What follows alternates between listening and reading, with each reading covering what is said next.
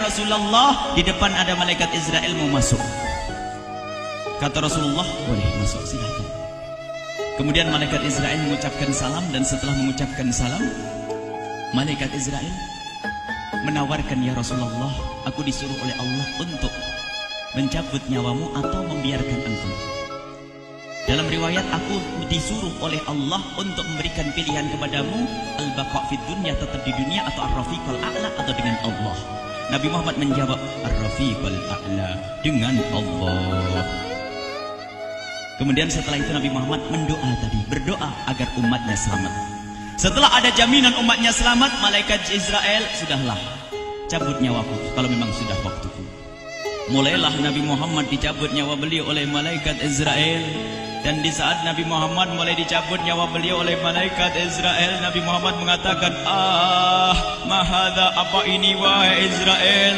Malaikat Israel kemudian menjawab, ya Rasulullah, itu adalah sakaratul maut, itu adalah sakitnya di dalam kematian. Kemudian Nabi Muhammad mengangkat tangannya sambil berucap, la ilaha illallah, inna lil mauti la sakarat, tidak ada Tuhan selain Allah, sungguh di dalam kematian ada sakitnya, sakit kematian, yaitu sakaratul maut. Kemudian Nabi Muhammad memohon, ya Allah, Allahumma khafif alayya sakaratul maut, ya Allah, ringankan sakaratul mautku ini, ya Allah. Dijawab oleh malaikat Israel, ya Rasulullah, itu sudah aku ringankan 70 kali.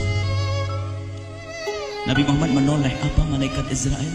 Sudah kau ringankan 70 kali keringanan? Iya ya Rasulullah, sungguh aku tidak pernah mencabut seorang hamba lebih lembut dari cara mencabut nyawamu. Ini sudah aku ringankan 70 kali. Setelah itu justru Nabi Muhammad menangis, Israel, 70 kali rasanya masih sakit. Iya ya Rasulullah, memang itu sakaratul maut. Lalu bagaimana engkau mencabut umatku, wahai Israel?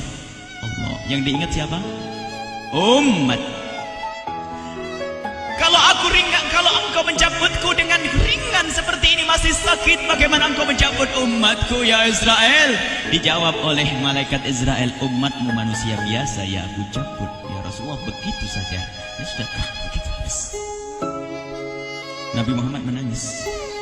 Tiba-tiba Nabi Muhammad mengangkat tangan dan memohon kepada Allah, Allah, Allah, inna lil mauti la sakarat, la ilaha illallah, inna lil mauti la sakarat, sungguh di dalam kematian ada sakaratul maut. Allahumma khaffif ala ummati sakarat maut, ya Allah, ringankan dari umatku sakaratul maut, wa thaqqil alayya, dan bebankan kepadaku. Sampai tidak sadar doanya Nabi Muhammad seperti itu, thaqqil alayya, itu doa cinta. Seorang ibu yang pernah punya anak, tuh lihat kalau doa Rasulullah ini masih diragukan. Bagaimana Rasulullah bisa doa begitu? Itu bahasa cinta yang tidak bisa diterjemahkan dengan oleh akal. Seorang ibu kadang-kadang, ibu yang di belakang, ibu mau dikasih sakit oleh Allah? Mau, Bu? Ibu jauh sekali. Ibu mau dikasih sakit? Jawabnya tidak mau. Tapi suatu ketika seorang ibu melihat anaknya sakit, ngomong, sudahlah nak, jangan kamu yang sakit, biar ibu yang sakit. Ada atau tidak? Kenapa ngomong begitu? Itu bahasa cinta itu. Tidak rela kalau anak ini sakit, biar aku saja yang sakit. Itu yang dirasakan Rasulullah. Sakaratul maut begitu sakitnya, membayangkan betapa sakitnya umat Nabi Muhammad di saat dicabut nyawa beliau. Maka Rasulullah mengatakan, ya Allah, ringankan sakaratul maut dari umatku, bebankan kepadaku saja, ya Allah. Wala sawfa yu'tika fatarda. Permintaan Nabi Muhammad tidak ditolak oleh Allah, dikabul dan dikabul, wahai Muhammad. Sallu ala Nabi Muhammad. Dan benar, sakaratul maut kita ditahan oleh Rasulullah, ditanggung oleh Rasulullah, sehingga digambarkan oleh Imam Bukhari di saat Nabi Muhammad dicabut nyawa beliau, Siti Aisyah yang ada di situ. Rasulullah berada di pangkuan Siti Aisyah, yang saat itu Siti Aisyah melihat keringat dingin keluar dari kening Rasulullah. Siti Aisyah tidak pernah melihat keringat keluar seperti itu. Bahkan di saat dipegang kepala Rasulullah, panasnya melebihi dari panasnya orang biasa. Setiap kali ada kain dicelupkan di air, ditempelkan di kening Rasulullah langsung mengering. Saat itu Nabi Muhammad mengucapkan kalimat la ilaha illallah innal lil mauti lasakarat. Kemudian Nabi Muhammad berpesan dengan banyak pesan, dan di antara pesan Rasulullah adalah akri minni ala ummati salam, akri minni salam ala ummati wa ala man ittaba'ani wa ala man tabi'ani min ila yaumil qiyamati. Aku titip salam kepada umatku dan orang yang mengikutiku sampai hari kiamat. Sadari salam Rasulullah. Sebelum meninggal masih ingat titip salam. Salam kepada siapa? Bukan salam kepada siapa-siapa, tapi salam kepada kita. Maka mari kita mengucapkan salam kepada Rasulullah, karena Rasulullah sudah salam duluan kepada kita. Mari kita sejenak bersalam kepada Rasulullah dan hadirkan Rasulullah ada di mata kita dan di hati kita. Mari kita bersama-sama mengucapkan salam. Assalamualaikum ya Rasulullah. Assalamualaikum ya Rasulullah. Assalamualaikum ya Habiballah. Assalamualaikum ya Nabi Allah. Rasulullah mengucapkan salam untuk kita. Dan di saat itu Rasulullah keringat dingin keluar, maka oleh Siti Aisyah diusap. Oleh Siti Aisyah diusap, bayangkan saat itu Nabi Muhammad di pangkuan Siti Aisyah dan diusap oleh Siti Aisyah. Siti Aisyah berkata, keringat Rasulullah mengucur deras hingga aku usap, dan aku usap dengan tangannya Rasulullah. Diusap dengan tangannya Rasulullah. Siti Aisyah memegang tangan Rasulullah sendiri yang digunakan untuk mengusap keringat Rasulullah. Sahabat bertanya, Aisyah, kenapa harus dengan tangan Rasulullah tidak dengan tanganmu? Lihat jawab Siti Aisyah, karena tangan Rasulullah lebih lembut dari tanganku. Sallu ala Nabi Muhammad. Masih sempat nyanjung itu sahabat Nabi. Dalam keadaan begitu masih menyadari kelembutan tangan Rasulullah, jasad Rasulullah, kemuliaan Rasulullah sallallahu alaihi wasallam. Dan aku lebih menginginkan bahwasanya yang menyentuh jidat Nabi Muhammad adalah tangan yang paling mulia di dunia dan di akhirat. Siti Aisyah enggak berani menyentuhkan.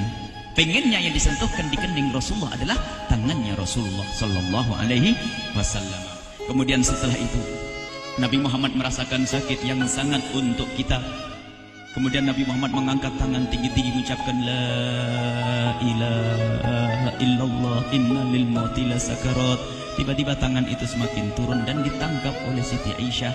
Dan di saat tangan itu jatuh di tangan Siti Aisyah, kemudian tiba-tiba paha Siti Aisyah merasakan berat kepala suci Rasulullah.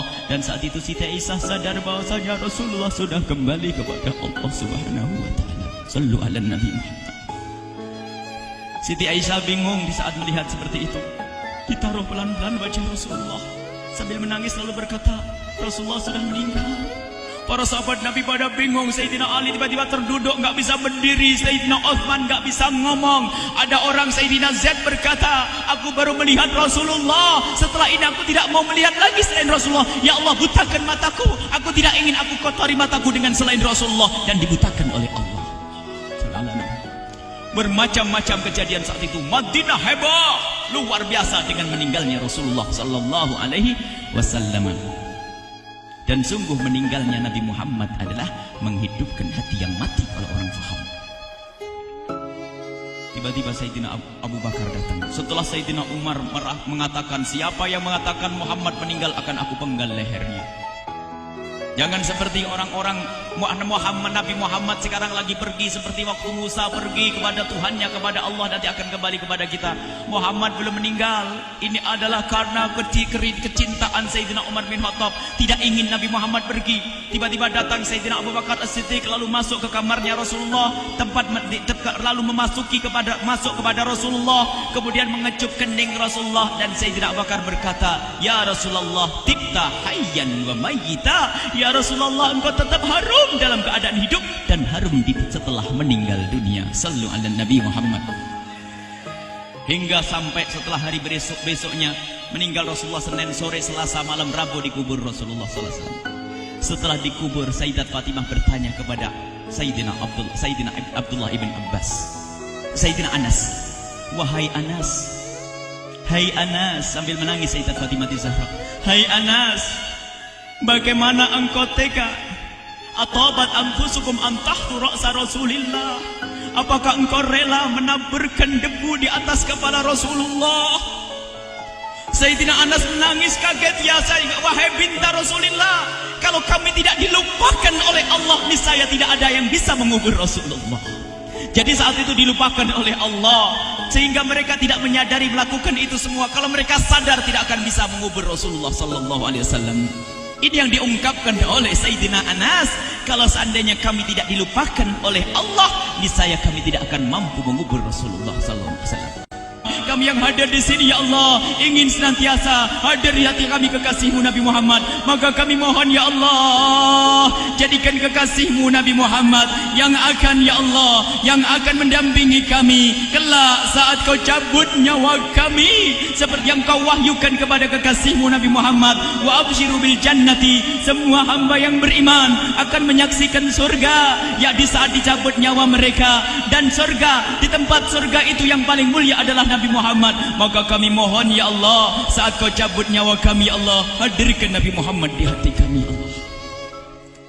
Dan kami mohon, ya Allah, saat di alam barzah nanti, ya Allah, saat yang sangat mengerikan itu, ya Allah, kami mohon hadirkan kekasih-Mu Nabi Muhammad, sehingga kami tidak takut dan gentar lagi dengan malaikat mungkar nakir.